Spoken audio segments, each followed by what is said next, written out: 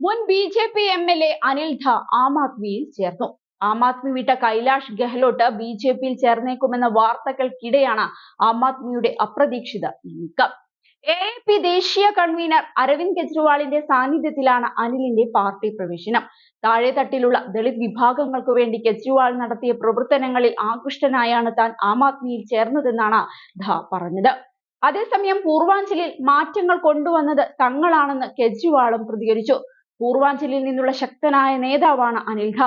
യു.പിയിൽ നിന്നും ബീഹാറിൽ നിന്നുമുള്ള ആളുകൾ വിദ്യാഭ്യാസത്തിനും ജോലിക്കുമായി ഡൽഹിയിലേക്ക് വരാറുണ്ട്. വർഷങ്ങളോളം ബി.ജെ.പിയും കോൺഗ്രസും അവരുടെ ആവശ്യങ്ങൾ അവഗണിച്ചു. എന്നാൽ ഞാൻ മുഖ്യമന്ത്രിയായപ്പോൾ മേഖലയിൽ വികസനം നടപ്പാക്കി, കോളനികളിലെ ആളുകളുടെ ജീവിത സാഹചര്യം മെച്ചപ്പെടുത്തിയെന്നും കെജ്രിവാൾ പറഞ്ഞു. കോൺഗ്രസിന്റെ ശക്തി കേന്ദ്രമായിരുന്നു മുൻപ് പൂർവാഞ്ചൽ മേഖല.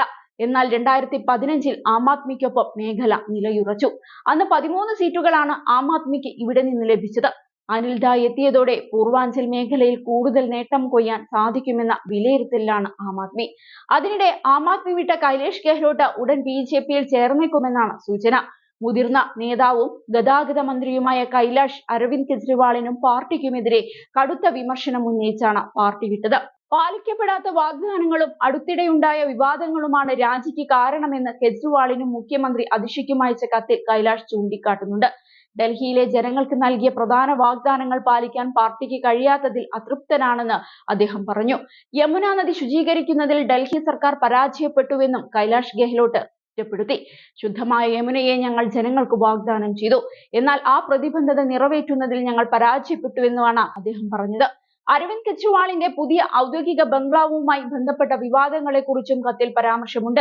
ആം ആദ്മി പാർട്ടി സ്വന്തം രാഷ്ട്രീയ അജണ്ടയ്ക്കു വേണ്ടി പോരാടുകയാണെന്നും ഇത് ഡൽഹിയിലെ ജനങ്ങൾക്ക് അടിസ്ഥാന സേവനങ്ങൾ പോലും നൽകാനുള്ള നേതാക്കളുടെ കഴിവിനെ സാരമായി ബാധിച്ചെന്നും ഗെഹ്ലോട്ട് എടുത്തു പറഞ്ഞു. പാർട്ടിയിൽ നിന്ന് അകന്നു നിൽക്കുകയല്ലാതെ മറ്റു മാർഗമില്ലെന്ന് പറഞ്ഞാണ് കൈലാഷ് ഗെഹ്ലോട്ട് കത്ത് അവസാനിപ്പിച്ചത്. ഫെബ്രുവരിയിൽ ഡൽഹിയിൽ നിയമസഭാ തിരഞ്ഞെടുപ്പ് നടക്കാനിരിക്കെ ഗെഹ്ലോട്ട് പാർട്ടി വിട്ടത് ആം ആദ്മിക്ക് തിരിച്ചടിയാകും.